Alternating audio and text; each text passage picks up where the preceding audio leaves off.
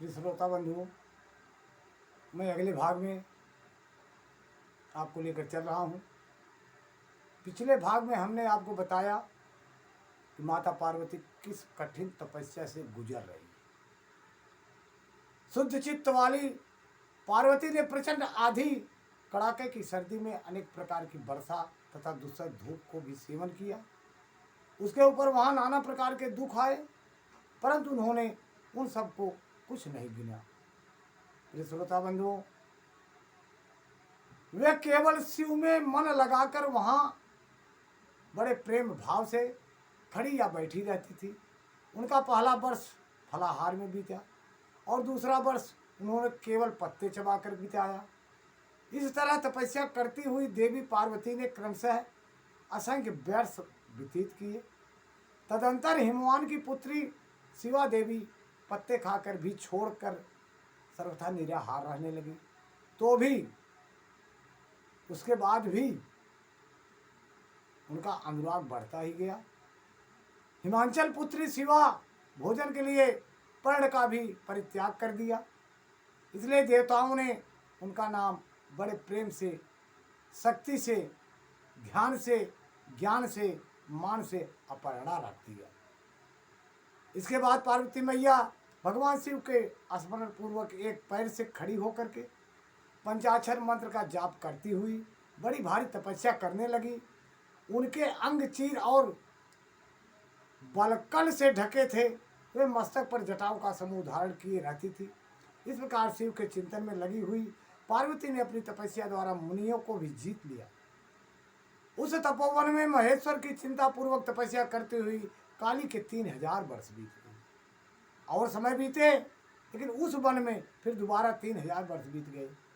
तदंतर जहाँ महादेव जी ने 60,000 वर्ष तक तपस्या किया था, उस स्थान पर क्षण भर भी ठहर कर शिवा देवी इस प्रकार चिंता करने लगी, क्या महादेव जी इस समय यह नहीं जानते कि मैं उनके लिए नियमों का पालन कर रही हूँ? सब जानते थे, भोले बाबा जानते थे और मानते भी थे, लेकिन फिर कारण क्या है? सुदीर्घ काल में तपस्या करते हुए मैया को दर्शन नहीं दे रहे थे। गिरीश की महिमा गान किया, यह सभी कहते हैं कि पार्वती ने गुणगान किया, तपस्या किया, लेकिन भोले बाबा ने दर्शन नहीं दिया। भगवान शंकर सर्वज्ञ, सर्वात्मा, समदर्शी, समस्त ऐश्वर्य के दाता, दिव्य शक्ति संपन्न, सबके मनोभाव को समझने वाले हैं। भक्तों को अपने अभिष्ट वस्तु देने वाले और सदा समस्त क्लेशों को निवारण करने वाले हैं। यदि वे समस्त कुछ देने वाले हैं तो पार्वती मैया की कामना को क्यों नहीं पूरा करते?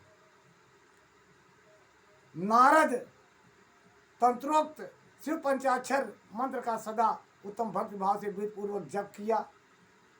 भगवान शंकर मुझ पर प्रसन्न हो, यह पार्वती मैया ने अनुरोध किया। सर्वेश्वर शिव की भक्ति से युक्त यह निर्विकार हूँ, तो भगवान शंकर मुझ पर अत्यंत प्रसन्न हूँ, ये भी कहा। इस तरह नित्य चिंतन करती हुई जटा बलकर धारिणी निर्विकार पार्वती मुंह नीचे किए सुदीर्घ काल तक तपस्या में लगी रही। उन्होंने ऐसी तपस्या की जो मुनियों के लिए भी दुष्कर थी। वहाँ उस तपस्या का स्मरण करके पुरुषों को बड़ा विस्मय हुआ। पार्वती की तपस्या का जो दूसरा प्रभाव पड़ा था, उसे भी उस समय सुनो। जगदम्बा पार्वती का वह महान तप परम आश्चर्यजनक था, जो स्वभावतः एक दूसरे के विरोधी थे। ऐसे प्राणी भी उस आश्रम के पास जाकर उनकी तपस्या के प्रभाव से विरोधा रहित हो जाते थे। सिंह और गौ आज सदा रागादि दोषों से संयुक्त रहने वाले पशु भी पार्वती की तपस्या की महिमा से वहाँ परस्पर बाधा नहीं पहुँचाते थे। प्रिय श्रोता बंधुओं, इसके अतिरिक्त जो स्वभावतः एक दूसरे के बैरी हैं, वे चूहे, बिल्ली आदि दूसरे जीव भी इस आश्रम पर कभी रोष आदि विकारों से युक्त नहीं होते थे। वहाँ के सभी वृक्षों में सदा फल लगते रहते थे। भांत भांत के तृण और विचित्र पुष्प उन वनों में शोभा बढ़ाते थे। वहाँ का सारा वन प्रांत कैलाश के समान ही हो गया था। पार्वती के तप की सिद्धि का साकार रूप बन गया था। प्रिय श्रोता बंधुओं, शिव की प्राप्ति के लिए इस प्रकार तपस्या करती हुई पार्वती के कई वर्ष बीत गए, तो भी भगवान शंकर प्रकट नहीं हुए। तब हिमाचल, मैना, मेरू, मंदाचल आदि ने आकर पार्वती को समझाया और शिव को प्राप्ति की अत्यंत दुष्कर बताकर उनसे यह अनुरोध किया कि तुम तपस्या छोड़कर घर की तरफ चलो। तब उन सब की बात सुनकर पार्वती मैया ने कहा, पिताजी, माताजी तथा मेरे सभी बांधव, मैंने पहले जो बात कही थी उसे क्या आप लोगों ने भुला दिया है? परंतु इस समय भी मेरी जो प्रतिज्ञा है उसे मैं आप लोग को सुनाती हूँ। आप लोग प्रेम पूर्वक सुनिए, ध्यान लगा के सुनिए।